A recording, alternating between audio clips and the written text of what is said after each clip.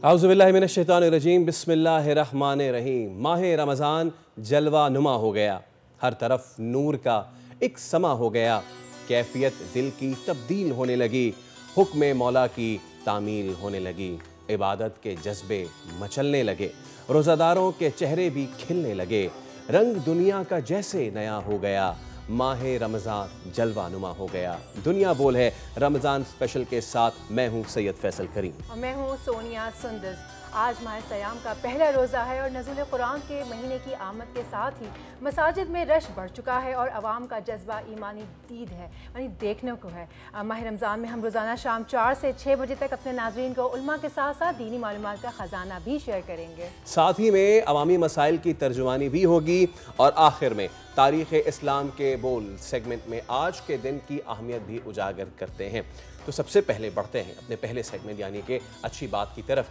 हदीस मुबारका है, अगर मेरी उम्मत को मालूम होता कि माह रमज़ान क्या है तो फिर वो सारा साल इस ही की तमन्ना करते। यकीनन माह सयाम की आमद के साथ ही जहाँ शैतान जकड़ दिया जाता है, वहीं मोमिन खुद भी अपने रब से करीब तक होता चला जाता है। बिल्कुल, रमज़ान जहाँ सब्र एहतराम का दर्ज देता है, वहीं इस माह अज़ीम में नज़ुल कुरान भी हुआ और मुसलमानों की कोशिश होती है कि तरावी के साथ साथ घरों में भी कुरान की तिलावत करके दिलों का सुकून हासिल करें। इसी के साथ नज़र डालते हैं बड़ी खबर पर। मुस्तफ़ा कत्ल नई कड़ियाँ खोलने लगी। मनशियात फरोशी में कुरियर कंपनीज के मुबैना तौर पर मुलव्वस होने का इंकशाफ। अब स्पेशल इन्वेस्टिगेशन यूनिट मामले की तहकीकात करेगा। एक नौजवान के कत्ल से मनशियात फरोशी के पूरा नेटवर्क बेनकाब हुआ है। मामला संगीन है, सख्त एक्शन की जरूरत है। अमरीकी सदर ट्रंप के हाथों यूक्रेनी लीडर ज़ेलेंस्की की बेइज्जती की वीडियो ने अक़वाम आलम को हिला कर रख दिया है।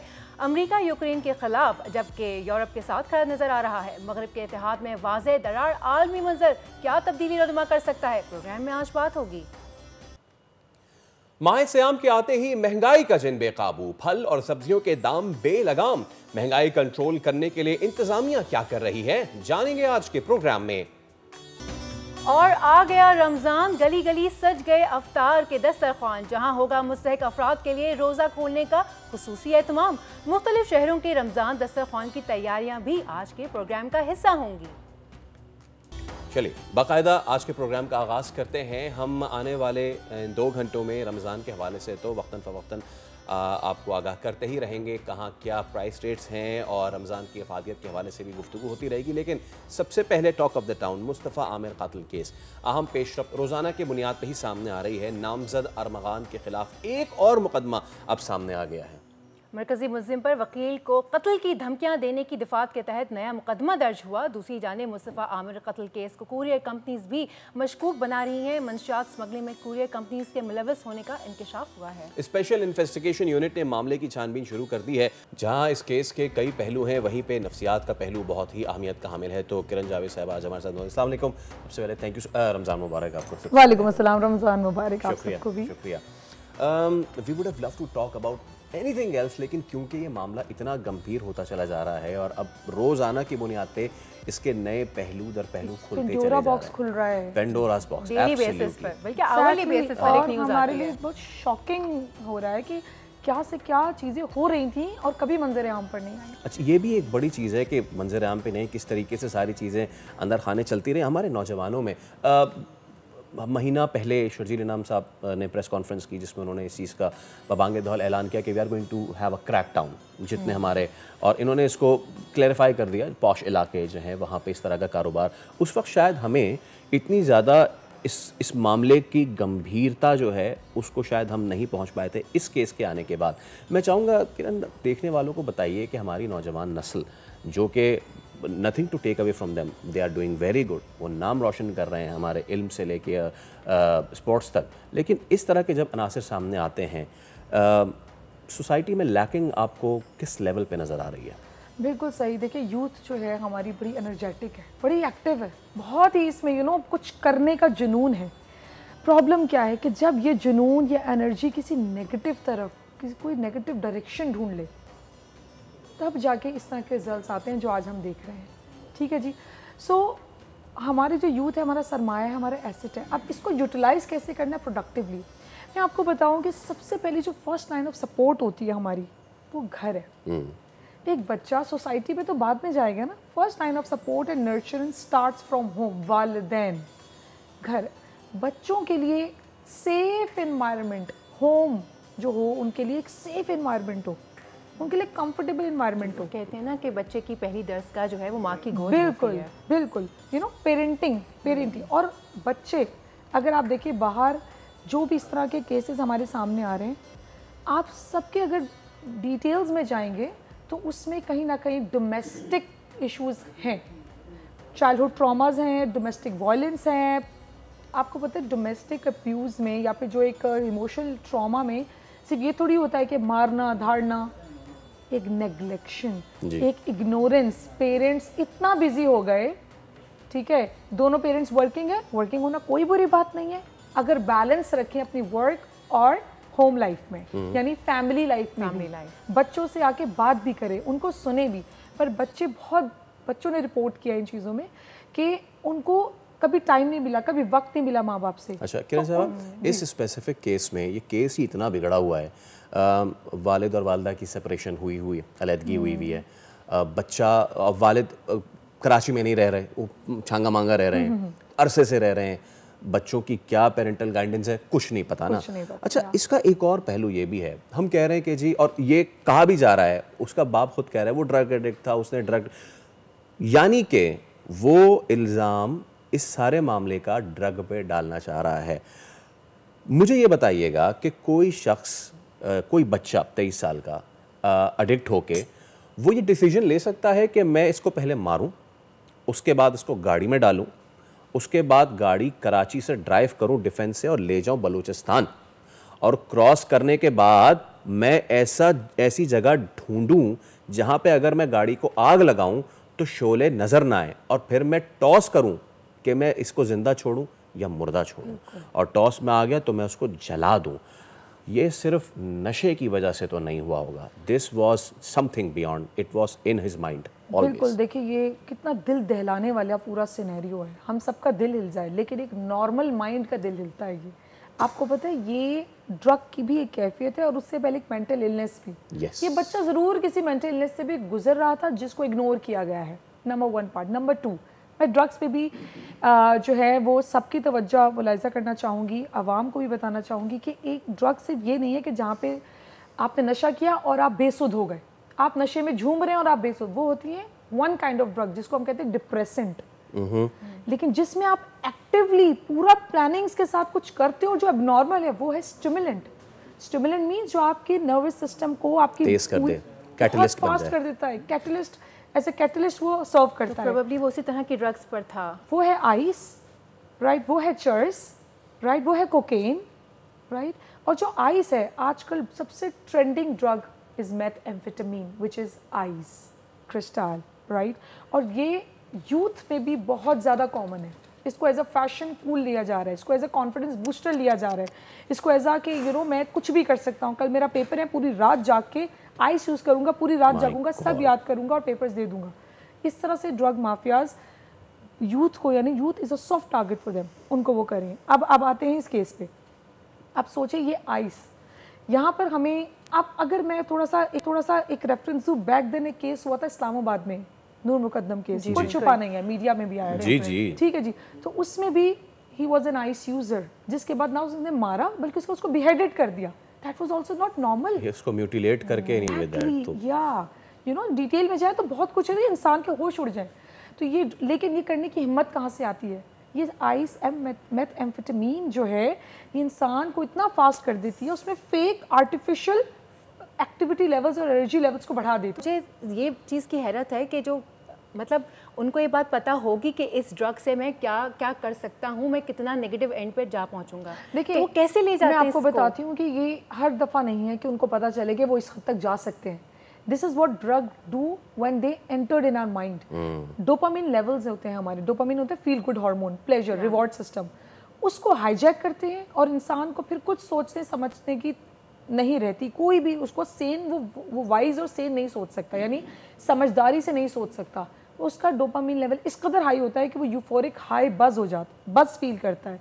अमूमन यूथ उस हाई और बज को फील करने के लिए ही इस कैटलिस्ट और स्टिमुलेंट्स को यूज़ करती है, राइट।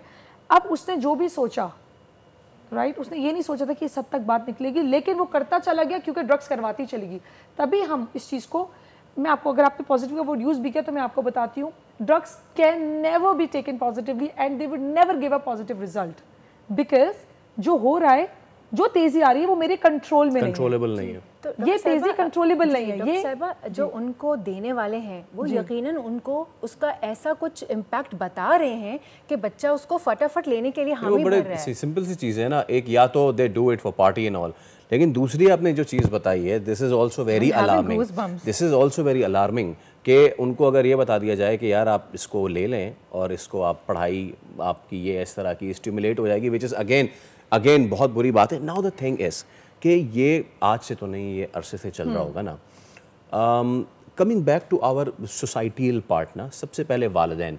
अच्छा, हम सिर्फ वालिदैन पे भी बार डाल रहे हैं डॉक्टर साहब, बट द थिंग इज़ कि 8 घंटे वो बच्चा घर में है, जिसमें 8 घंटे वो सो भी रहा है, कुल मिला के हो गए 16 घंटे। वो जो 8 घंटे सोने के अलावा हैं, उसमें वो अपने वालिदैन के साथ आजकल कितना ही टाइम स्पेंड कर लेता है। एक तो ये भी चीज़ हो गई। So the rest of 8 hours now, in 24 घंटों का 1/3 वो अपने एजुकेशनल इंस्टीट्यूशंस में गुजार रहा है।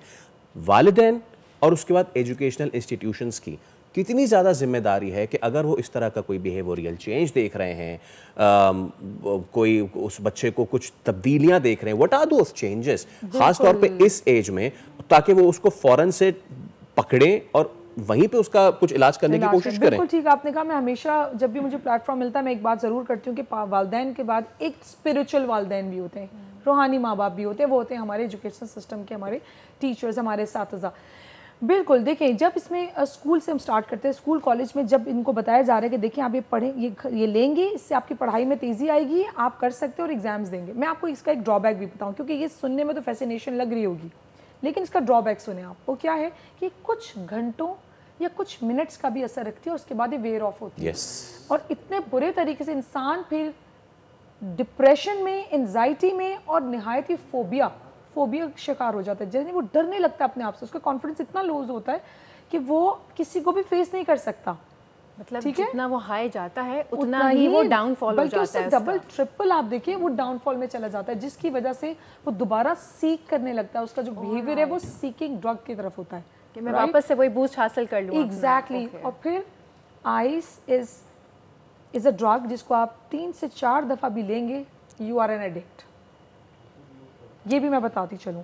इसके बाद अगर आप चाहें नहीं मैं सिर्फ पेपर्स में लूँगा फिर नहीं लूँगा, you are making fool to yourself. ये तो खैर, ये तो बिल्कुल भी, ये तो बात ही खैर अजीब सी है। ठीक है, राइट। अगर कोई बच्चा करके आया है तो उसका जो बिहेवियर चेंज, जैसे बहुत सारे वालिदैन देख रहे होंगे, उन्हें लगता होगा कि बच्चा नॉर्मल है, कोई एक ऐसी चीज़ आप बताएं कि जिससे वालिदैन पकड़ सकें कि भाई ये कुछ डिफरेंट है। मैं और आपको कुछ एक के अलावा बहुत सी चीज़ें बताऊँ। प्लीज़। नंबर 1, उनकी देखिए माँ बाप को तो पता होता है कि बच्चे की नींद, भूख कैसी है, बच्चे का कब सोने का टाइम है, बच्चे का कब जागने का टाइम है, वो कितना खाना खा रहा है, वो घर से कब कब बाहर जा रहा है। इन सब में एक वाज़ेह तब्दीली है। आपको पता है प्रॉब्लम ये भी होती है कि हम इग्नोरेंट हो जाते हैं एज अ साथीज़ा और एज अ पेरेंट भी, कि हम चेंजेस फील ही नहीं कर पाते अपनी बिजी स्केड्यूल की वजह से। तो उनकी नींद, भूख, इसके अलावा उनकी हाइजीन आ जाती है। कमी देखिए ड्रग पे है, अगर डिप्रेसेंट लेगा तो कमी आ जाएगी, स्टिमुलेंट लेगा तो तेज़ हो जाएगा सारा एक्टिविटी लेवल। फिर इसके अलावा उनकी पर्सनल हाइजीन, वो कई दिन नहा नहीं रहे हैं, अपना ख्याल नहीं रख रहे हैं, चेंज नहीं कर रहे हैं, जैसे हैं वैसे उठ के लोगों के सामने भी आ गए, घर से बाहर भी निकल गए, हालांकि ऐसा नहीं था पहले। नंबर 3, आप देखें तो उनके जो रिजल्ट्स हैं, एकेडमिक हैं या वर्क लाइफ है, उसमें परफॉर्मेंस में डिक्लाइन आ रहा है। ठीक है, स्कूल बंक हो रहा है, कॉलेज बंक हो रहा है, क्लासेस में नहीं आ रहे हैं। ये मैं मिक्स बता रही हूँ। टीचर्स, असातिज़ा भी इस चीज़ का चेक रख सकते हैं। फ्रंट बेंचर थे तो मिड बेंचर या बैक बेंचर होते जा रहे हैं, क्लास में लेट आ रहे हैं, अटेंडेंस शॉर्ट हो रही है, बट रिपोर्ट नहीं की जा रही, ना अथॉरिटीज़ को ना पेरेंट्स को। ठीक है, ये सब चीज़ें अलार्मिंग है। ठीक है, इसके अलावा आप देखें कि किन सोबत में बैठ रहा है, यानी किन दोस्तों में था और अब किन दोस्तों के साथ। वो बच्चा आया आज गाड़ी में, कौन सी गाड़ी से उतरा हमने नहीं देखा, बस हमने देखा बच्चा घर पे आ गया, चलो सलामत आ गया, 8 बजे आया, चलो घर तो आ गया ना। व्हाट मतलब हम कह रहे हैं बच्चा आ गया, अब देखा नहीं बच्चे ने किस टाइम पर आता था और किस टाइम पर अब आ रहा है, कौन सी गाड़ी से उतर रहा है, किन लोगों के साथ है। देखिए पेरेंट्स को नज़र रखनी है। हम ये नहीं कह सकते भाई मैं क्या करूँ, मैं सारा दिन काम करता हूँ, मदर्स कहें मैं क्या करूं, मैं तो सारा दिन बच्चों में होती हूँ, बाकियों को भी तो देखना है, बड़ा हो रहा होता है तो वैसे ही उसके बिहेवियर में चेंजेस आते हैं, तो वो उस तरह से भी उस पॉइंट ऑफ व्यू से लेके भी उसको इग्नोर कर दिया जाता है। एक साइकोलॉजिकल चेंज भी बताती हूँ, बच्चों के मूड स्विंग्स, बच्चा चिड़चिड़ापन का शिकार हो रहा है, बच्चे को छोटी छोटी बात बुरी लग रही है, इरिटेबिलिटी, ठीक है, ये फ्रस्ट्रेशन, ये उसके एंड पे आ रही है, गुस्से का इजहार बहुत ज़्यादा कर रहा है, राइट। तो ये वो ऐसा नहीं था, ऐसा नहीं कि बहुत काम रहता था। एक टीनेज भी, मैं आपको बताऊं तो एक टीनेज भी एक ऐसा ड्यूरेशन है और ऐसा फेज है कि जिसमें अमूमन ये सब चीज़ें होती हैं, ठीक। लेकिन ये जब एक लिमिट से क्रॉस करे, एक्सीड करे, तो अब कुछ एबनॉर्मल हो रहा है, अब कुछ ज़्यादा हो रहा है, वहीं पे फिर उस पर चेक लगाने की जरूरत है। ठीक है किरण साहबा, थैंक यू सो मच, आप तशरीफ लाई हैं। अब वक्त हो जाता है एक ब्रेक का, एक छोटी सी ब्रेक लेते हैं, ब्रेक के बाद हाजिर होते हैं, स्टे विद अस।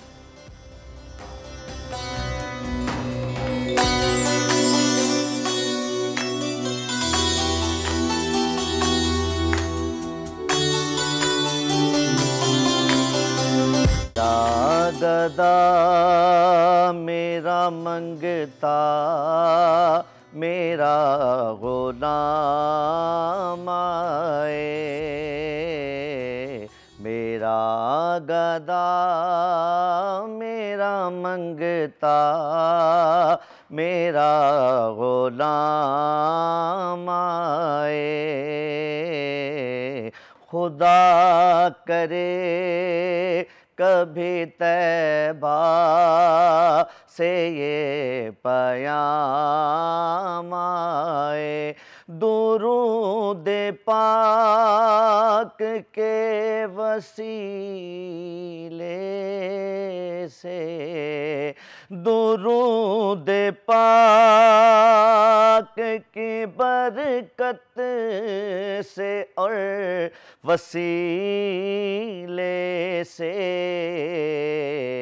मेरी ज़ुबान पे आका तेरा ही नाम आए, मेरी ज़ुबान पे आका तेरा ही नाम आए, गुलाम ज़हरा हूँ मैं तो अली का नौकर हूँ, गुलाम ज़हरा हूँ मैं तो अली का नौकर हूँ, हमेशा पंज तनी निस्बत ही मेरे काम आए,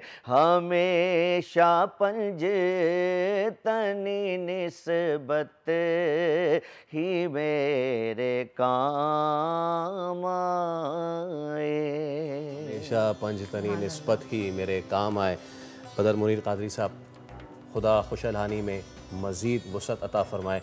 बहुत शुक्रिया, आपको भी रमज़ान बहुत बहुत मुबारक। बहुत ही खूबसूरत कलाम से आपने जो है प्रोग्राम को मुनव्वर कर दिया, बहुत शुक्रिया आपका।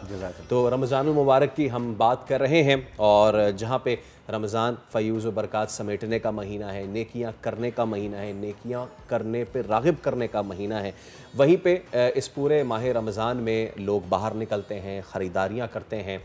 ऐसे में सस्ता रमज़ान बाज़ार जगह जगह सज जाते हैं। अब इसमें मामलात क्या हैं, जो रेट्स हैं वो हैं भी या नहीं हैं, सब्ज़ियों और फलों का मयार जो है वो किस तरह का है? बिल्कुल ऐसा ही है। मेरे ख्याल से हम जानते हैं नुमाइंदा बोल न्यूज़ से, नुमाइंदा बोल न्यूज़ अफ़ज़ाल अब्बासी हमारे साथ हैं, उनसे जानते हैं। जी अफ़ज़ाल, बहुत बहुत मुबारक हो सबसे पहले तो आपको रमज़ान। बताइए, जो बाज़ार सजे हैं तो क्या रेट्स चल रहे हैं, फ्रूट सब्ज़ी जहाँ पर आप हैं इस वक्त, ज़रा सूरत हाल से आगाह कीजिए।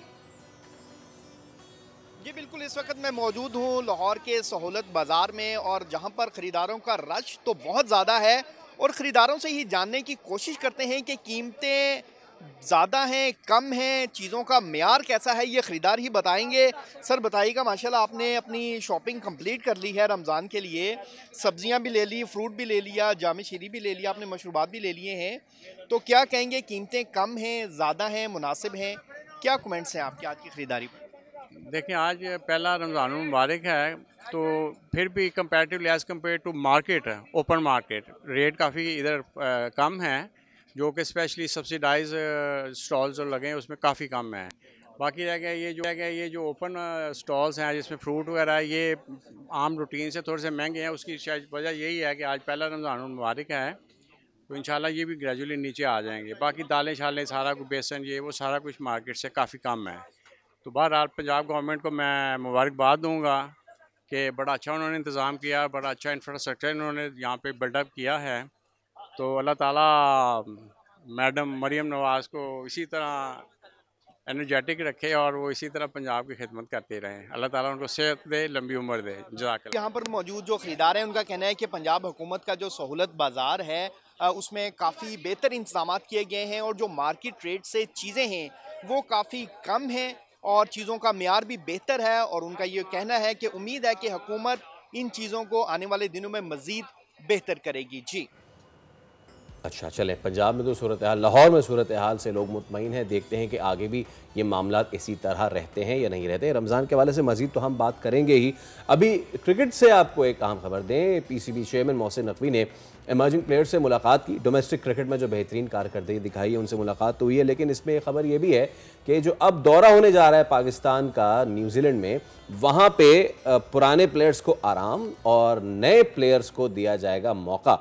तो फिर कौन से नए प्लेयर्स हैं who will be in the line of action and कौन से वो पुराने प्लेयर्स हैं who are in the line of fire? Syed Haider cricket expert हमारे साथ मौजूद हैं। हैदर साहब अस्सलाम वालेकुम, उम्मीद है खैरियत से होंगे। सर रमज़ान आपको बहुत बहुत मुबारक। तो बताएं सर, क्या है अंदर की खबर और कौन इन हो रहा है, कौन आउट हो रहा है? देखिए खबरें तो बहुत ज़्यादा हैं, लेकिन जाहिर है मुसद्दक़ा खबर तो अभी तक कोई भी नहीं है। लेकिन समझा जा रहा है कि 2-3 प्लेयर्स हैं जिनको ड्रॉप कर दिया जाएगा, जिनमें हारिस रऊफ हैं उनको भी ड्रॉप किया जाएगा, शाहीन शाह आफरीदी हैं उनको भी ड्रॉप करने का सोचा जा रहा है। उसके साथ साथ बैटिंग में बाबर आजम को आराम देने की इत्तलात हैं कि बाबर आजम भी नहीं जाएंगे। उसके साथ मिडिल ऑर्डर में कुछ तब्दीलियां होने की उम्मीद है। लेकिन सबसे ज़्यादा जोर जो पाकिस्तान नाज़रीन, जहाँ हैदर साहब सबसे ज़्यादा जोर डाल रहे थे वहीं पे हमारा राब्ता मुनक़ता। हैदर भाई आपसे दोबारा हम राब्ता करते हैं। तो बिगीज जो हैं we are getting them drop. जी हैदर भाई, आप बता रहे थे सबसे ज़्यादा किस चीज़ पे जोर दिया जा रहा है, कहाँ किनको इंक्लूड किया जा रहा है? देखिए मिडिल ऑर्डर में कुछ तब्दीलियां और स्पिन बॉलिंग में और फास्ट बॉलिंग में तब्दीलियों के लिए सोचा जा रहा है। शाहीन शाह आफरीदी और हारिस रऊफ जो हैं उनके बारे में इत्तलात है कि उनको आराम दिया जाएगा। जहादात खान हैं उनको टीम में शामिल करने की बातें हो रही हैं। उसके साथ खुर्रम शहजाद हैं उनको भी करने की बातें हो रही हैं। Let's try to take Haider भाई ऑन ऑडियो, क्योंकि अब पाकिस्तान न्यूजीलैंड के दौरे पे जाएगा। अफसोस की बात यह है कि अभी चैंपियंस ट्रॉफी चल ही रही है, लेकिन हमारी चैंपियंस ट्रॉफी जो है वो ख़त्म हो चुकी है। विद इन 5 डेज़ ही ख़त्म हो गई थी। लेकिन अब बहुत ज़्यादा जिम्मेदारी, बहुत ज़्यादा बार वैसे लेकिन ये स्टेटमेंट बड़ा वैसे देखा जाए तो एक तरह पॉजिटिव स्टेटमेंट है कि भाई नए प्लेयर्स जो हैं वो इंट्रोड्यूस होंगे, नए प्लेयर्स खेलेंगे। लेकिन नए प्लेयर्स में होंगे कौन? ये नए प्लेयर्स जो भी हैं वो भी वही हैं जो पहले खेल चुके हैं। हाँ, व्हाट्स न्यू? सो न्यू ये है कि जो पुराने प्लेयर्स हैं वो नहीं खेलेंगे, लेकिन नए खेलें पुराने खेलें। उम्मीद यही की जा सकती है कि जो भी खेले पहले वाले से बेहतर खेलें। इस बात पे ब्रेक पाकिस्तान को जिताएं, इस बात पे ब्रेक ले लें। ब्रेक ले लेते हैं, छोटी सी ब्रेक लेते हैं, ब्रेक के बाद हाजिर होते हैं।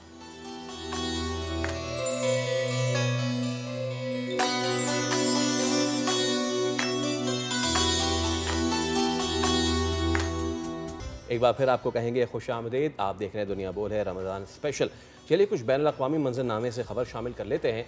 सोशल मीडिया पर इन दिनों अमेरिकी सदर डोनाल्ड ट्रंप और यूक्रेनियन प्रेसिडेंट व्लादिमीर ज़ेलेंस्की के दरमियान होने वाली जो तलख़ी है वो ज़ेर बहस है और सिफारती आदाब के अनोखे वाक़े में पावरफुल सदर की जानिब से दूसरे मुल्क के सदर को सख्त रवैये का सामना जो है वो करना पड़ा। बिल्कुल, अब यूक्रेनी सदर जो हैं वो उनकी सपोर्ट में बरतानिया और फ्रांस जो हैं वो सामने आए हैं और अमेरिकी सदर ट्रंप से रवैये में नरमी की अपील भी की गई है साथ में। अच्छा, अगर हम इस फुटेज को दोबारा चलाएं, दिस इज़ अनप्रेसिडेंटेड और इस तरह कभी नहीं हुआ कि दो सुदूर बैठे हों।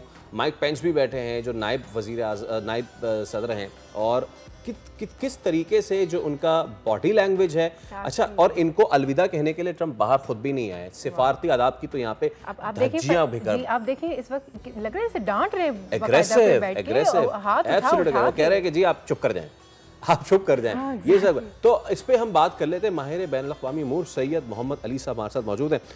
अली साहब अस्सलाम वालेकुम। सबसे पहले तो आपको सर वेरी गुड इवनिंग और बहुत बहुत रमज़ान मुबारक आपको सर। ये ट्रंप के बहुत सारे मामलात तो खैर मुबारक, ट्रंप के बहुत सारे मामलात तो अनप्रेसिडेंटेड होते ही हैं, लेकिन ये तो सिफारती आदाब की ना सिर्फ खुल्लम खुल्ला खिलाफ वर्जी है बल्कि धज्जियाँ उड़ा दी हैं। आप एक दूसरे मुल्क के सदर को, जो कि आप पे डिपेंड करते हुए दूसरे मुल्क के साथ भिड़ गया, आपने उसके साथ उसको बुला के ऐसा किया कि मैं वो लफ्ज़ भी नहीं कहना चाह रहा। तो being a international affairs analyst sir, इसको कैसे देखते हैं आप? बहुत शुक्रिया जी। यकीनी तौर पे ये बड़ी एक तरह से गैर मामूली सूरत हाल है। जिस तरह आपने बिल्कुल सही कहा कि सिफारती आदाब जो हैं, आला सतह पे जो मुज़ाकरात होते हैं, मुलाकातें होती हैं, उस पर बहुत काम किया जाता है, उसका एजेंडा, उसके तमाम जो प्रोटोकॉल्स हैं वो तय किए जाते हैं, फिर ये इतना हाई लेवल दौरा होता है। तो मैं समझता हूँ इसमें दो वजूहात बुनियादी ये हैं कि आप जानते हैं कि सदर ट्रंप जो हैं वो इस वक्त अमेरिका के सदर हैं, लेकिन इससे पहले आप जानते हैं कि उनका एंटरटेनमेंट इंडस्ट्री और रियलिटी टीवी से बड़ा गहरा ताल्लुक़ रहा है। तो वो बल्कि जिस दौरान ये वाक़या लाइव पूरी दुनिया के चैनल्स पे नशर हो रहा था, ये सारी सूरत हाल जिसमें तू मैं हो रही थी अमेरिका के सदर और वाइस प्रेसिडेंट की सदर ज़ेलेंस्की के साथ, तो उस टाइम एक्चुअली सदर ट्रंप ने ये कहा भी कि ये बड़ा ज़बरदस्त टीवी के लिए ये सारी सिचुएशन है, और मैं समझता हूँ कि टीवी जो वाले इसको बड़ा एंजॉय करेंगे। तो वो इसको इस तरह से देखे। जी बिल्कुल। अच्छा, ये एक पहलू है, लेकिन इसके पीछे जो इतनी ज़्यादा जो तनाव है अमेरिका के सफ़े अव्वल के जो इत्तेहादी जो कि रूस से जंग में इस वक्त मसरूफ़ है, वो उसकी तीन वजूहात हैं। पहली वजह ये है कि आप जानते हैं कि सदर बाइडन के दौर में जब ये जंग शुरू हुई तो सदर बाइडन ने बहुत बड़े पैमाने पे सदर की सपोर्ट की और तकरीबन 177 अरब डॉलर दिफाई खाद को अभी तक दी गई है, जो कि आप इसको कंपेयर करें पाकिस्तान के साथ जो जंग। जी please go on sir, we are listening to you, please go on. अच्छा, मैं ये कह रहा था कि जो अफगानिस्तान में सोवियत यूनियन के खिलाफ जंग लड़ी गई थी, जिसके बाद सोवियत यूनियन बिखर गया 1980 की दहाई में, उसमें टोटल इमदाद जो 9 साल में पाकिस्तान आई थी वो सिर्फ 4 अरब डॉलर, और इधर आप देखें 3 साल में 177 अरब डॉलर की इमदाद यूक्रेन को दी गई है। लेकिन जैसे ही सदर ट्रंप आए ये इमदाद मुनक़ता कर दी गई है, मुअत्तल कर दी गई है, बल्कि उल्टा सदर मुतालबा किया जा रहा है वहाँ पे जो रेयर अर्थ मिनरल्स हैं उसके ठेके अमेरिका को दिए जाएं, क्योंकि इस जंग की कीमत यूक्रेन को अमेरिका को अदा करनी होगी। तो यकीनी तौर पे यूरोप के लिए भी, लेकिन खुसूसन यूक्रेन की क़यादत के लिए ये एक बहुत ही बड़ा शौक है सदर ट्रंप का जो रवैया है उनके लिए। तो अली साहब, क्या ऐसा पॉसिबल है कि ये जो ट्रंप ने किया है, जैसे अभी आपने कहा कि उनका ताल्लुक ज़रा किसी और दूसरी इंडस्ट्री से रहा है, सो ये मसाला इंटेंशनली क्रिएट किया गया हो थोड़ा सा और मज़ीद हाइप क्रिएट करने के लिए? यकीनी तौर पे मैं इसको एक इत्तफाकी वाक़या नहीं समझता, बल्कि मैं समझता हूँ इतने आला सतह पे जो इस तरह की सूरत हाल है, इसका मकसद मैं समझता हूँ जानबूझकर जो यूक्रेन की क़यादत है उसको एक तरह से शर्मिंदा या ह्यूमिलिएट करना था। और इसकी बुनियादी वजह यह है कि इनकी मुलाकात चंद दिन कबल बहुत ज़्यादा इंटेंस मुज़ाकरात अमेरिका के यूक्रेन के साथ जारी थे, जिसमें अमेरिका का बहुत शदीद दबाव था यूक्रेन के ऊपर कि वो तकरीबन जो है वहाँ पे रेयर अर्थ मिनरल्स के जो अरबों डॉलर के ज़खायर हैं उनको अमेरिका के हवाले करते। तो सदर ट्रंप की तवक्को के खिलाफ सदर ज़ेलेंस्की जो है पसोपेश से काम ले रहे थे, इसलिए उन्होंने उनको बुला के ह्यूमिलिएट करना ज़रूरी समझा। अच्छा अली साहब, अब इस तमाम तर मामले पे दुनिया के मंजरनामे पे क्या बड़ी तब्दीली आप देख रहे हैं, right from Ukraine Russia war to each and everything, जहाँ जहाँ यूएस इन्वॉल्वमेंट है? बहुत अहम सवाल है। मैं समझता हूँ दूसरी जंग अजीम के बाद इस वक्त दुनिया, मैं समझता हूँ सबसे ज़्यादा तलातुम खेज तब्दीलियों से गुजर रही है, और हम एक ऐसे तारीखी दौर में दाखिल हो रहे हैं कि अमेरिका की सरबराही में बनाया गया आलमी निज़ाम जो है, आलमी फोरम्स, आलमी तंजीमें वो सब वो निज़ाम जो लगता है कि मुंतशिर हो रहा है, और सदर ट्रंप जो है खुद उन तमाम आलमी जिम्मेदारियों और कमिटमेंट से दस्तबरदार हो रहे हैं। आप जानते हैं कि इंटरनेशनल क्रिमिनल कोर्ट के ऊपर उन्होंने सैंक्शंस लगा दी, पेरिस ट्रीटी से वो निकल गए, ह्यूमन राइट्स काउंसिल से वो निकल गए। बल्कि हैरानकुन बात यह है कि जिस तरह मैंने अभी हवाला दिया, 177 अरब डॉलर की जो यूक्रेन को इमदाद दी गई, अभी चंद दिन कबल अक़वाम मुत्तहिदा में जो वोटिंग हुई जंग बंदी के हवाले से, उसमें सबसे हैरानकुन बात यह है कि यूक्रेन के खिलाफ अमेरिका और रूस ने मिलकर यानी कि वोट डाला। तो ये मैं समझता हूँ कि इस वक्त यूरोप जो है वो बहुत परेशान है। पूरा मगरबी यूरोप जो अमेरिका की सिक्योरिटी के ऊपर रिलाई करता था, और वो ये समझता है कि अमेरिका ने अपनी सिक्योरिटी की जो कमिटमेंट और गारंटी है वो ख़त्म कर दी है। अब यूरोप को अपनी सलामती खुद अपने कुव्वत बाजू पे भरोसा करके इंश्योर करती। और इस सूरत हाल में आप देख रहे हैं कि जर्मनी, फ्रांस और बरतानिया आगे आ रहे हैं। बरतानिया ने कल ही जो उनके वजीर आज़म है, उन्होंने 2 अरब डॉलर से ज़्यादा की दिफाई इमदाद यूक्रेन के लिए उस वक्त ऐलान किया है, जबकि अमेरिका जो है न सिर्फ इमदाद बंद कर चुका है बल्कि उनसे डिमांड कर रहा है कि हमारी इमदाद कीमत चुकाएं। सही, ठीक है। सैयद मोहम्मद अली साहब, बहुत शुक्रिया आपके वक्त का। और यकीनन जब से आए हैं the new world order, in the newest world order अब आ गया है, और अब हम देख रहे हैं बैनुल अक़वामी मंजरनामे पे बहुत तब्दीलियाँ आ रही हैं। ये रशिया या यूक्रेन वाला मामला हो या फिर इसराइल और फ़लस्तीन वाला मामला हो, जिस तरीके से डोनाल्ड ट्रंप ले के चलना चाह रहे हैं, क्या वो वायबल है या नहीं, ये तो वक्त बताएगा। अब हमें एक ब्रेक लेना है, छोटा सा ब्रेक का वक्त हो गया, छोटा सा ब्रेक लेते हैं, ब्रेक के बाद हाजिर होते हैं।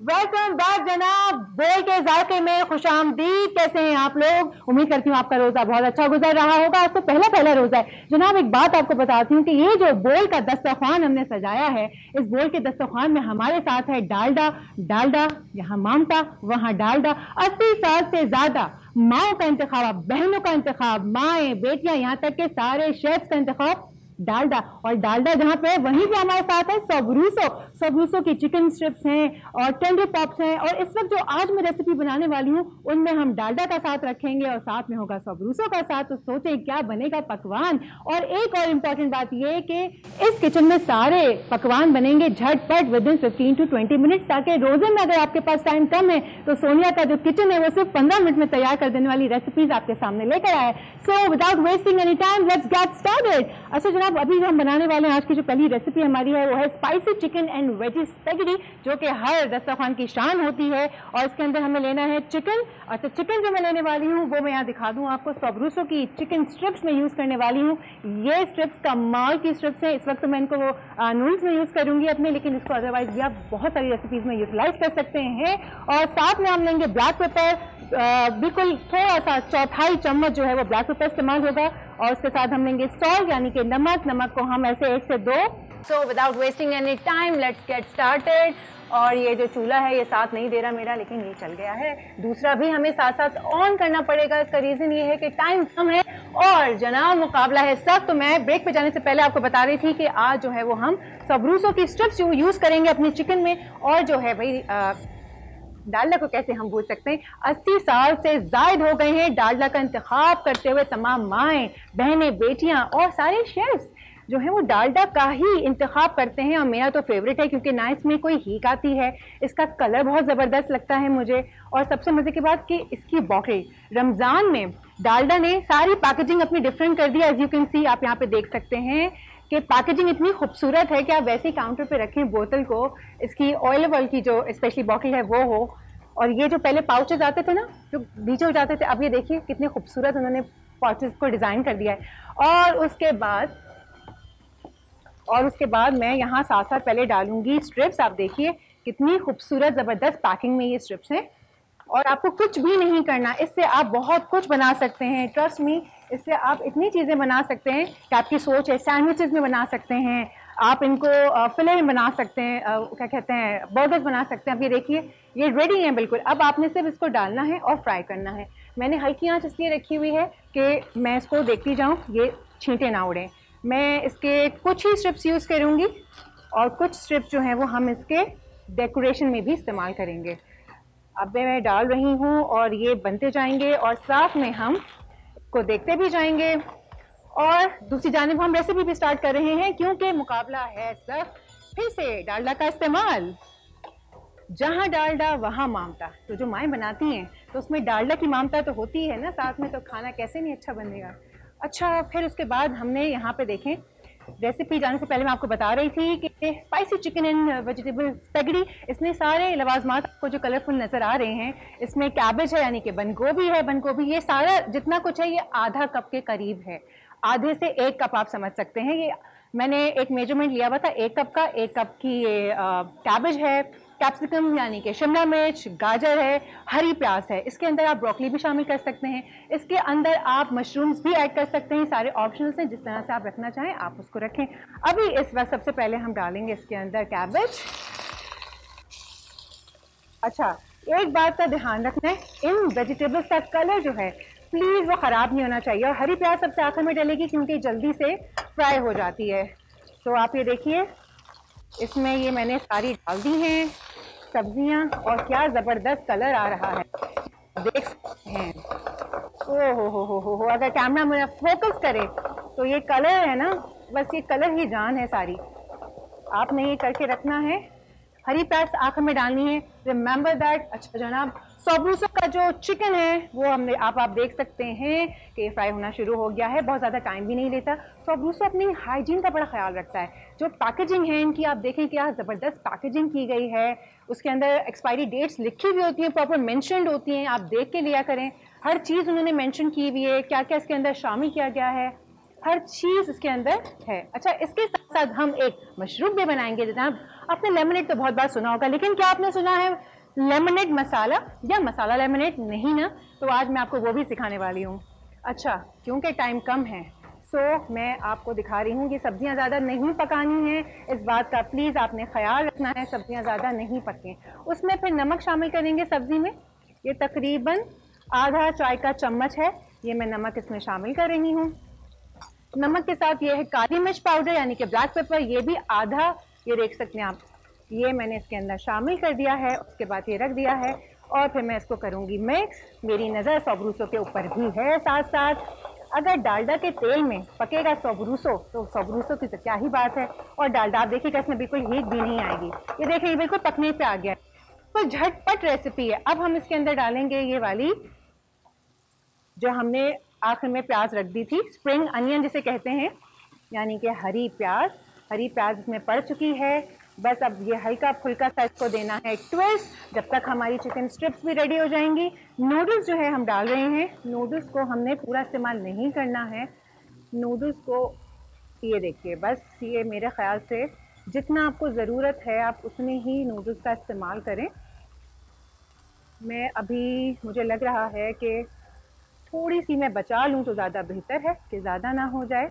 अगर हमें लगी इसकी नीड तो हम इसको दोबारा यूटिलाइज कर सकते हैं, नो वरीज। अच्छा, साथ में ये देखें आप सोबरूसो का चिकन, ओ हो ये गोल्डन कलर देखें आप, अभी तो स्टार्ट हुआ है, वाओ। अच्छा, सिर्फ ये नहीं कि स्ट्रिप्स हैं, इनकी इतनी सारी रेंज है, चिकन टेंडर पॉप्स हैं और कोफ्ताज हैं और पता नहीं इतनी वास्ट वैरायटी सोबरूसो ने निकाल ली है, इंट्रोड्यूस करवा दी है कि जब आप खड़े हो तो आप खुद एक कश्मकश में मुब्तला हो जाते हैं कि आपको क्या लेना चाहिए और क्या छोड़ना चाहिए। इसमें क्रिस्पी चिकन स्ट्रिप्स रखी हैं, क्रिस्पी पॉपर्स मेरे फेवरेट हैं। अच्छा, ये देखिए आप, ये आपकी डिश ऑलमोस्ट तैयार होने पर ही है। मैं चाह रही हूँ कि मैं इसलिए मैंने साथ साथ चढ़ाया ताकि आप भी देख लें।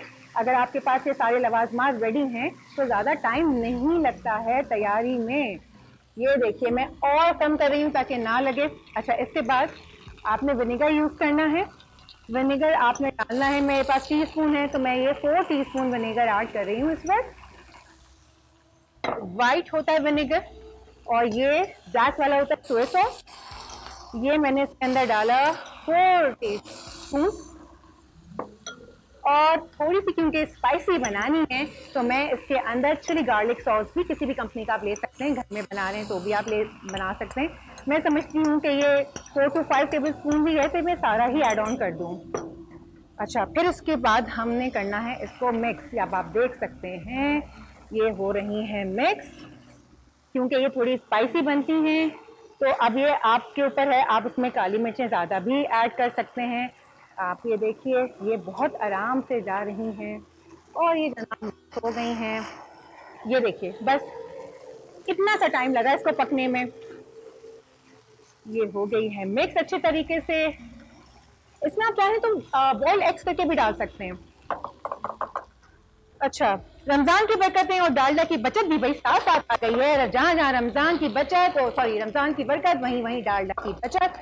अच्छा, साथ में मैं निकाल लेती हूँ सर्विंग डिश भी अपनी, ताकि मैं साथ साथ। अब देखिए 5 से 6 मिनट लगे और ये 5 से 6 मिनट में ही आपकी चिकन स्ट्रिप्स रेडी। वाओ, आप सिर्फ शक्ल देखें इसकी। अच्छा, मेरे पास निकालने के लिए मैं इस डिश में निकाल लेती हूँ ताकि मैं इसको इजीली फिर उठा भी सकूँ। ये देखिए, वाह, इसके तो रोल्स भी बड़े ज़बरदस्त बनेंगे। पीटा ब्रेड के साथ भी आप इसको यूटिलाइज कर सकते हैं। सैंडविच में भी इस स्ट्रिप्स को आप बारीक बारीक काट के डाल सकते हैं। देखिए मैंने खड़े खड़े आपको 2-3 रेसिपीज तो ऐसे ही बता दी कि इससे क्या क्या आप कर सकते हैं। अच्छा, मैं करती हूँ ये साइड में ताकि थोड़ा मेरा हाथ जो है वो ना रुके, क्योंकि ये है गरम गरम। ये देखिए ये क्या गज़ब की आपने नज़र आ रही होंगी। मुझे छुरी मिल जाए तो मैं ये देखिए ये स्ट्रिप्स हैं, ये गरम हैं। मैं कहाँ अगर कैमरा फोकस कर सकता है ना, गुड। ये देखिए अब ये स्ट्रिप्स आप ऐसे काट सकते हैं। ये आपने स्ट्रिप्स काटी हैं। इस पर भी आप चाहें तो थोड़ा सा केचप या कुछ लगा सकते हैं तो ये और स्पाइसी हो जाएगा, लेकिन क्योंकि मैंने ऑलरेडी ये स्पाइसेस इसमें ऐड कर दिए हैं नूडल्स में, तो मैंने इसको इंटेंशनली वैसे ही छोड़ दिया क्योंकि इसमें अपने काफ़ी सारे अच्छे जायके मौजूद हैं, तो हम उन्हीं जायकों का इस्तेमाल करेंगे। ये देखिए, वाह वाह क्या खुशबू उठ रही है। ओह, रमज़ान में यूजुअली बच्चे बड़े सभी लोग जो है ना वो ज़्यादातर यही खाना पसंद करते हैं। टीम, मुझे एक प्लेट दरकार है, ज़रा प्लीज़ मुझे एक प्लेट दे दीजिएगा ताकि फिर हम यहाँ पर इसको सर्व कर सकें।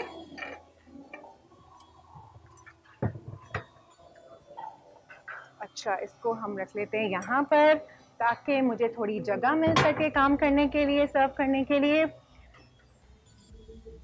डालडा की मुनफरिद रेंज आ गई है। जब आप खरीदारी करने के लिए जाएं, दे दीजिए, मुझे दे दीजिए, लाइए। Thank you so much. जब आप खरीदारी करने जाएं तो डालडा की नई रेंज देखना ना भूलिएगा।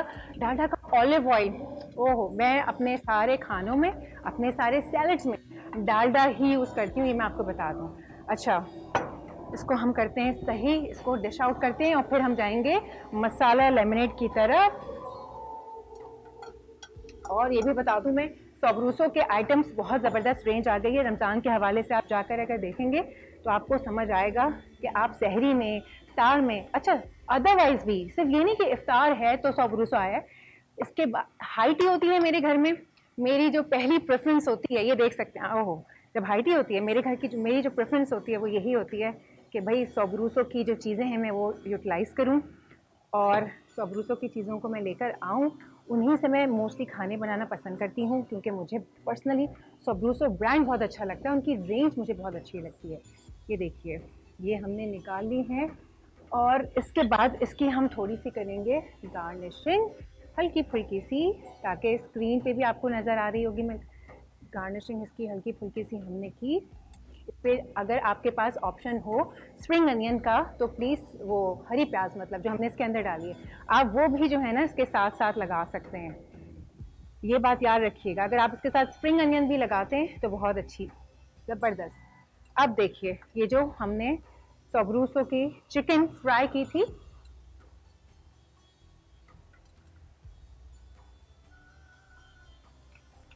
जी आप देख सकते हैं कि ये देखिए, ओह हो क्या प्रेजेंटेशन है, I am just loving it. और खुशबू जो यहाँ उठ रही है ना, हमारे जो कैमरामैन वाले भाई हैं वो ऐसे इशारे से कह रहे हैं मुझे कि जैसे ही रोज़ा होगा तो मेरा हिस्सा भी इसमें आएगा।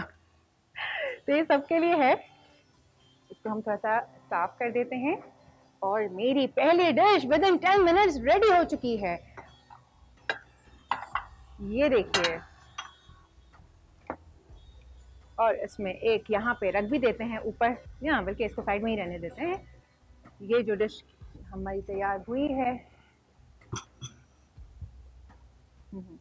ये देखिए, ये हो गई है तैयार हमारी पहली डिश। अच्छा जी, ये हो गई है हमारी डिश तैयार। और अब हम बढ़ते हैं अपनी दूसरी डिश के जानिब। दूसरी डिश मतलब दूसरे मशरूब के जानिब, जो मैंने आपको बताया था कि हम मसाला लेमनेड बनाने वाले हैं। मसाला लेमनेड के लिए जो इसमें हमें चाहिए हैं थोड़े से मिंट लीव्स, ये आप देख सकते हैं, ये है मिंट लीव्स यानी कि पुदीना। इसमें डलेगी काली मिर्च, इसमें डलेगा चाट मसाला, इसमें डलेगा ज़ीरा पाउडर। अगर ज़ीरा रोस्टेड हो तो बहुत अच्छी बात है, नहीं हो तो कोई बात नहीं। और मेन नींबू का रस, और है नमक हस्बे जायका, और ये है पाउडर्ड शुगर। पाउडर शुगर, अब देखिए ये मैं बनाऊंगी यहाँ पे 2 ग्लास, तो 2 ग्लास में जो शुगर और सॉल्ट है वो आपको हस्बे जायका इस्तेमाल करना है। मैं यहाँ पर 2 से 3 चम्मच टीस्पून के यूज़ करूँगी शुगर के। सॉल्ट में ½ टीस्पून लूँगी, ज़ीरा powder ½ teaspoon, ½ teaspoon chaat masala और ½ टीस्पून से थोड़ा सा कम ब्लैक पेपर, ताकि बहुत ज़्यादा मसाला ना ऐड ऑन हो जाए। नींबू, ये 3 बड़े वाले नींबू का जूस है इस वक्त जो मेरे सामने है, और साथ में पानी डलेगा और ऑब्वियसली चिकन क्यूब्स। तो हम पहले पानी डालते हैं इसमें। ये पानी के साथ साथ ये 2 से 3 नींबू का जूस गया पूरा इसके अंदर। फिर पुदीना जाएगा हस्बे ज़रूरत, मैं बहुत ज़्यादा नहीं ऐड ऑन करूँगी, मैं थोड़ा सा डालूँगी। अच्छा, मैंने आपसे कहा था शुगर जाएगी 1, ये है पाउडर फॉर्म में शुगर है, ये 3 टीस्पून डालिए शुगर। ½ टीस्पून मैंने डाला है नमक, ½ टीस्पून ये हो गया ज़ीरा पाउडर, ½ टीस्पून चाट मसाला, और आधे से कम ये काली मिर्च, बहुत ज़्यादा तेज़ ना हो जाए इसीलिए। ये देखिए ये, और ये लगा दिया हमने इसका ढक्कन, और ये देखिए शायद ये फिक्स नहीं है, I think, let me fix it. कोई बात नहीं, लाइव शो में कभी कभी हो जाता है, घर में भी हो जाता है। ये देखिए, नींबू मैंने बहुत अच्छी मिकदार में डाला है, इससे ज़्यादा मिंट अगर हम डालते तो ये मिंट ही नज़र आता। और ये मैंने निकाले हैं 2 ग्लास यहाँ पर, ये देखिए यहाँ पे नीचे डस्टबिन जिसमें सब चीज़ें हम डालेंगे। अच्छा, उसके बाद यहीं पर हम इसको रखते हैं, ये आपकी डिश, और साथ में ये दूसरी भी डिश तैयार हो, आपका मशरूब भी तैयार हो चुका है। मशरूब जो है बड़ा अच्छा लग रहा है मुझे समहाउ। वैसे अगर आप पानी की जगह चाहें तो सोडा भी ऐड कर सकते हैं। जी हाँ, सोडा, कोई भी वाइट, इतनी सारी वाइट ड्रिंक्स आती हैं, ये आप देखें। By the way this is very much healthy drink. आप इसको अदरवाइज भी बना सकते हैं, जब होता है ना गर्मी का मौसम है, लू लग जाती है, ये पुदीना जो है उसकी तासीर ठंडी होती है, तो आप इसको आराम से कर सकते हैं। ये देखिए, ये देखिए, ये देखिए जनाब, ये देखिए, आहा, मुझे देख के मज़ा आ रहा है। तो सोचिए जब अफ्तार में आप ये रखेंगे तो कितना मज़ा आएगा। आपके घर वालों से आप दाद वसूल कीजिए। ये देखिए, ये देखिए, उफ, कैमरामैन प्लीज फोकस कीजिए। मसाला लेमनेड और आपकी spicy chicken and vegetable spaghetti. सो ये था आज का जो है ना हमारा फर्स्ट रमज़ान की फर्स्ट रेसिपी। टाइम अभी काफ़ी है, आप इजीली इसको बना सकती हैं। आपके सामने मैंने भी 15 मिनट्स में इसको तैयार कर दिया। अच्छा जनाब, जाने का वक्त तो आ गया, लेकिन जाते जाते मैं आपको एक ज़बरदस्त खुशखबरी और एक बड़ी सी अनाउंसमेंट करने जा रही हूँ। गौर से सुनिएगा। मरहबा लैब्स एक ज़बरदस्त अनाउंसमेंट कर रही हैं बोल के प्लेटफॉर्म से। थ्रू आउट रमज़ान अगर आप हमें अपनी अच्छी अच्छी मज़ेदार रेसिपीज़ की वीडियोस बनाकर हमारे फेसबुक पेज पर भेजते हैं, सो आपका होगा लकी ड्रॉ रमज़ान के एंड में। उस सारी रेसिपीज़ में से, उन सारी वीडियोस में से जो भी मरहबा को हमें पसंद आएगी हम उसको सिलेक्ट करेंगे और वो जीत सकेगा एक मोटर बाइक। जी हाँ, उनके लिए एक ज़बरदस्त मोटर बाइक। आप स्क्रीन के ऊपर देख सकते हैं कि क्या ज़बरदस्त है। ओह गजब की। भाई तो भाई आपने देख लिया हमने क्या क्या जबरदस्त चीजें इस्तेमाल की। डालडा इस्तेमाल किया, 80 साल से ज्यादा हो चुके हैं डालडा का इंतखाब, सारी माएँ सारी बहनें सारे शेफ्स का फेवरेट, सब रूसो सबका फेवरेट। और जनाब अब हम चलते हैं अपने अगले प्रोग्राम के नेक्स्ट सेगमेंट की तरफ। तो यहाँ वक्त हो जाता है ब्रेक का। ब्रेक के बाद हम हाजिर होंगे नए सेगमेंट में। Stay with us.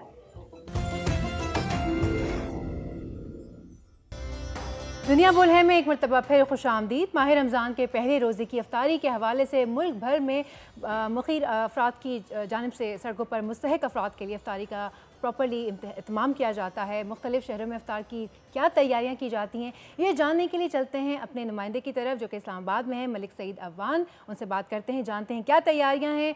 अस्सलाम वालेकुम।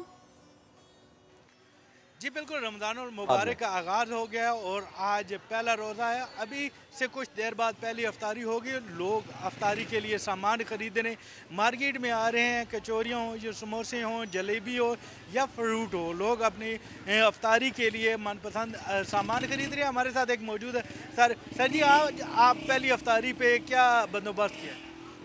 देखें जी, बस पकौड़े समोसे कचौरियाँ ये सब लेने आ रहे हैं, लेकिन हमने भी ज़िद लगाई है कि हम भी सब कुछ लेके जाएंगे, लेकिन दुकानदारों ने भी ज़िद लगा दी है कि कुछ भी देंगे नहीं, सब कुछ महंगा कर दिया है और फल फ्रूट भी काफ़ी महंगा है और सब कुछ महंगा है, आपके सामने है मार्केट। तो सर कचौरियों के अलावा और घर में आज क्या मतलब? जी बिल्कुल, आज खुसूसी इंतज़ामात हैं। चाट बन रही है, फ्रूट चाट है, दही बल्ले बनवा रहे हैं, दही बल्ले यहाँ से भी लेके जा रहे हैं, तो काफ़ी इंतज़ामात हैं। देखें अब बिरयानी बनी है। जी बिल्कुल, इनका यही कहना था कि आज पहली अफ्तारी और अफ्तारी के लिए खसूसी इंतजामात किए गए हैं, लेकिन साथ यही शिकवा था कि हर चीज़ जो है वो ज़रूरत से। सईद, बहुत शुक्रिया आपका। आप इफ्तार की तैयारियों के हवाले से, इस्लामाबाद की जो इफ्तार की तैयारियां उसके हवाले से हमें आगाह कर रहे थे। अब हम अपने नेक्स्ट सेगमेंट की जानिब बढ़ते हैं, आलिम के बोल। आज हमारे साथ इस सेगमेंट में मौजूद हैं इस्लामिक स्कॉलर अल्लामा मुफ्ती ज़ाहिद असलम रिजवी साहब। और अहमद के अशरे के आगाज़ के साथ जहाँ मसाजिद में बहार आ जाती, वहीं तरावी में कुरान की समात से मुसलमान अपने क़ुलूब को इत्मीनान बख्शते हैं। तो अल्लामा साहब से हम बात करते हैं। अस्सलाम वालेकुम अल्लामा साहब, सबसे पहले तो आपको बहुत बहुत पहला रोज़ा मुबारक। वालेकुम अस्सलाम रहमतुल्लाह, खैर मुबारक, आपको मुबारक। बहुत शुक्रिया। अल्लामा साहब, तरावी के हवाले से आज हम चाहेंगे कि आप गुफ्तगू फरमाएँ।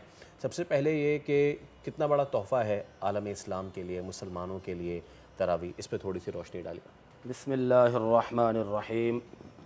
क़ाल रसूलुल्लाह सल्लल्लाहु तआला अलैहि वसल्लम मन क़ाम रमज़ाना ईमानन व इहतिसाबन गुफ़िर लहु मा तक़द्दम मिन ज़ंबिही।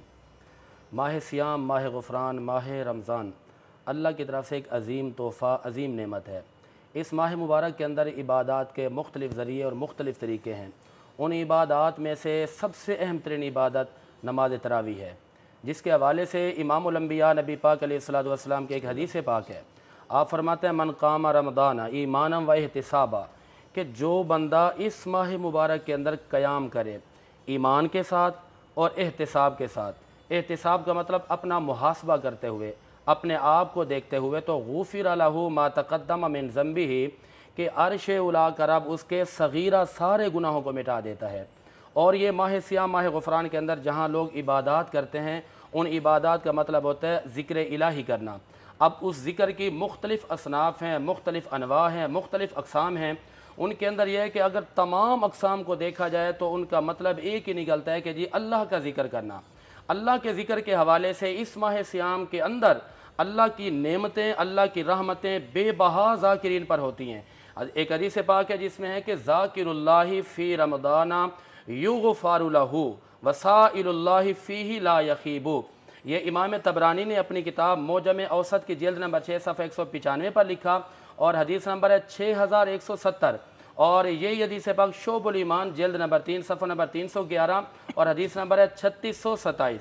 और यही हदीस पाक मुस्नद फ़िरदौस किताब का नाम है, इसकी जिल्द 2 सफ़ा 242 और हदीस नंबर है 3141। ये सारे इंटरनेशनल हवाले हैं। और इसके अलावा अत-तरग़ीब व तरहीब किताब का नाम है, इसकी जिल्द नंबर 2 है और हदीस नंबर है 1405 और 1626 भी है। और इसके अलावा मजमउ ज़वाइद जिल्द नंबर 2 सफ़ा नंबर 64 पे ये रिवायत मौजूद है कि ज़िक्र करने के मुख्तलिफ़ तरीके होते हैं। बंदा तरावी की हालत में करे या रोज़े की हालत में करे या इस्तिग़फ़ार की हालत में करे, लेकिन बात यह है कि इस माह मुबारक के अंदर जितने भी ज़िक्र करने वाले होते हैं अल्लाह उनकी मग़फ़िरत फरमा देता है। और ज़िक्र करने के बाद जब लोग अल्लाह की बारगाह में सवाल करते हैं तो कोई भी सवाली खाली हाथ नहीं जाता।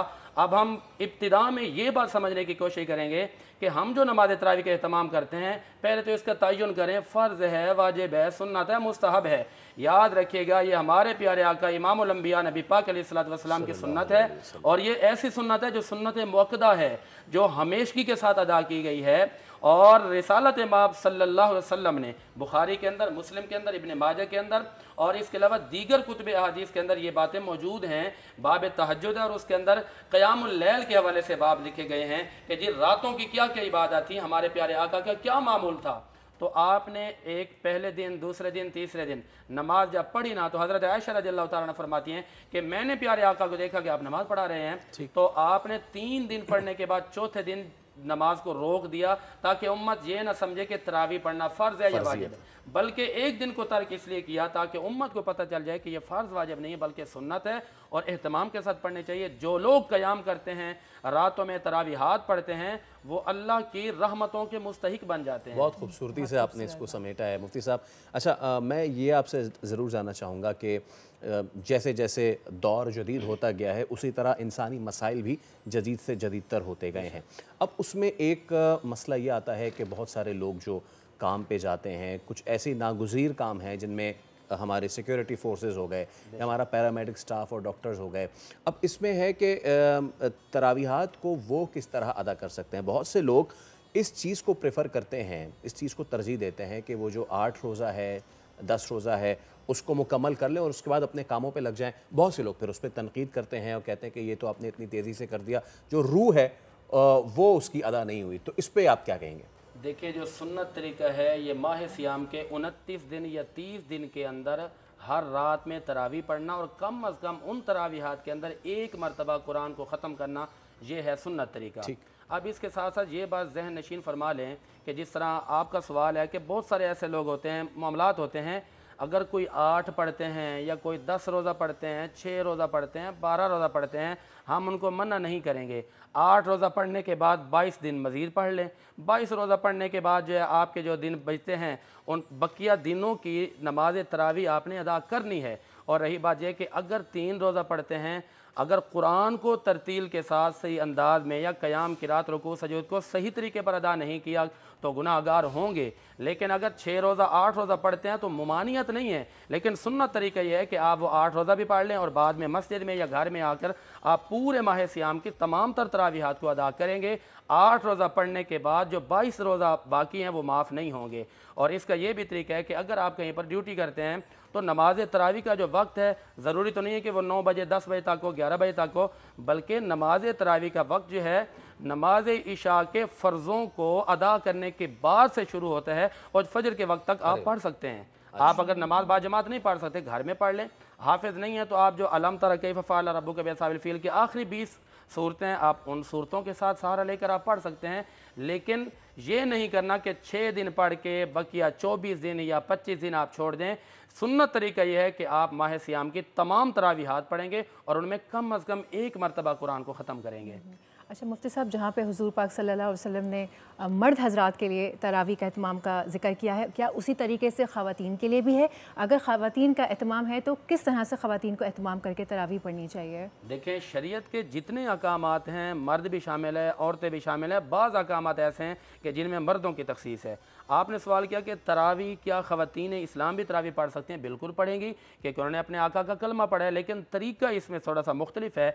बात यह है कि अगर वो बाजमात पढ़ना चाहती हैं तो पढ़ सकती हैं, लेकिन इमाम मर्द होगा और बाकायदा पर्दे का एहतमाम होना चाहिए और बाकायदा महफूज मकाम का एहतमाम होना चाहिए। आगे मर्दों के सफ़े हों, पीछे अगर बाकायदा पर्दे का एहतमाम है जिसमें बेपर्दगी नहीं है तो औरतें पढ़ सकती हैं, वही 20 रकात तरावीहात पढ़ सकती हैं। और अगर घरों में अदा करना चाहें अकेले अकेले पढ़ सकती हैं, कोई मसला नहीं है। लेकिन इसके अंदर इस बात का ख्याल रखना है कि औरत इमामत नहीं करवा सकती, किसी मर्द इमाम की इक्तिदा में पढ़ना चाहें तो कोई ममानियत नहीं। ठीक है अल्लामा साहब, बहुत खूबसूरती से आपने तमाम तर गुफ्तगू का अहाता किया, आपका मैं बहुत शुक्रिया अदा करना चाहूँगा। तो अल्लामा मुफ्ती ज़ाहिद असलम रिजवी साहब हमारे साथ मौजूद थे। जाने से पहले हम जो है वो हमारा एक और सेगमेंट है और वह है तारीख़ इस्लाम, और उससे आज मैं लाजमी एक ऐसी शख्सियत का जिक्र करना चाहूँगा, मोहिउद्दीन जिनका लक़ब मखदा यानी क़ुर्ब ख़ास जिनका मकाम, जिनको हासिल हुआ विसाल इलाही, जिनका दिल बना ज़र्फ़े फ़ैज़ान इलाही, वही दिल के जिस पे खुदा की तरफ से तजल्ली हुई, जिनके आसरे से लाखों को तसल्ली हुई, जिनकी मजलिस को मलाइक ने घेरे में लिया, जिनकी खातिर रजालुल गैब हवा में सफ़ बस्ता हुए। अगर वो अपना राज दरियाओं और समंदरों पर डाल दे तो कुल दरिया और समंदर तय नशी जवाल हो जाएं। अगर वो अपना इल्म पहाड़ों पर डाल दें तो वो पिस कर रेत जैसे बारीक हो जाएं और दिखाई भी ना दें। गौसे आज़म, पीराने पीर दस्तगीर, गौसुस सकलैन और महबूब सुबहानी हुजूर सैयदना शेख अब्दुल कादिर जिलानी रहमतुल्लाह अलैह का यौम विलादत यकम रमज़ान मुबारक तमाम आलम इस्लाम को मुबारक हो। इसी के साथ आज के शो से दीजिए इजाज़त। अब आपसे मुलाकात होगी कल, और आज यकम रमज़ान, अब पहली इफ़्तार की तरफ हम बढ़ रहे हैं, लेकिन जैसे जैसे हम पहली इफ़्तार की तरफ बढ़ें तो यकीनन आप अपना ख्याल ज़रूर रखें, लेकिन अपने पड़ोसी का ज़रूर ख्याल रखें कि उसने इफ़्तार किया है या नहीं किया है। मतलब मैं वही कहने जा रही थी कि जो मुस्तहिक लोग हैं उनको भी आपने ज़रूर उनके ऊपर नज़र डालनी है, ख़ास तौर पे जो सफ़ेद पोश लोग होते हैं, वो लोग जो आपको सड़क पे नज़र आ जाते हैं, ठीक है आप उनको दें, बहुत अच्छी बात है, लेकिन बहुत सारे लोग माशरे में ऐसे भी एग्जिस्ट करते हैं जो मुंह से वो अल्फाज अदा नहीं करते, सफ़ेद पोश होते हैं, रोटी चटनी खा कर गुजारा कर रहे होते हैं, उनका ख्याल आपने ज़रूर रखना है। तकरीबन 6 बजने जा रहे हैं और अब से लेके इफ्तार तक शहर कराची की अगर बात करें तो शहर कराची में ना सिर्फ ये कि जगह जगह मुखय्यर अफराद ने इफ्तार का अहतमाम किया हुआ होता है, मुख्तलिफ़ इदारों की तरफ से इफ्तार का अहतमाम हुआ होता है, जहाँ पे जो रौनक रमज़ान है वो पूरी तरीके से हमें सजी हुई नज़र आती है। बल्कि कराची शहर का खासा ये है, इस शहर उरूसुल बलाद का खासा ये है, इस शहर गरीब परवरा का खासा ये है कि आपको कोई छोटी सी गाड़ी में, कोई छोटे मॉडल की गाड़ी होगी, उसमें से एक बाप, एक बेटा, एक बेटी उतरेंगे और उनके हाथ में थोड़ी सी इफ्तार होगी, थोड़ा सा शरबत होगा, और वो आते जाते सड़कों पे लोगों को वो इफ्तार करा रहे होंगे। ये मेरे शहर, आपके शहर, शहर कराची का एक बहुत खूबसूरत खासा है, जिसको दूसरे शहरों ने भी इसकी तकलीद करना शुरू कर दी है। और यही वो रमज़ान का जो है वो एक मैसेज है, यही रमज़ान का मामला है कि जिसकी तरफ हमें बार बार रुजू करना चाहिए। और ना सिर्फ ये, बल्कि इसको रमज़ान की हद तक ही महदूद ना रखें, बल्कि इस कुर्बानी के जज्बे को, इस ईसार के जज्बे को रमज़ान के 30 दिनों में सीखें और सारा साल फैलाएं। बिल्कुल, और इसी खूबसूरत मैसेज के साथ मुझे और फैसल को दीजिए इजाज़त। कल हम फिर हाजिर होंगे, अपना बहुत ख्याल रखिएगा। अल्लाह हाफ़िज़।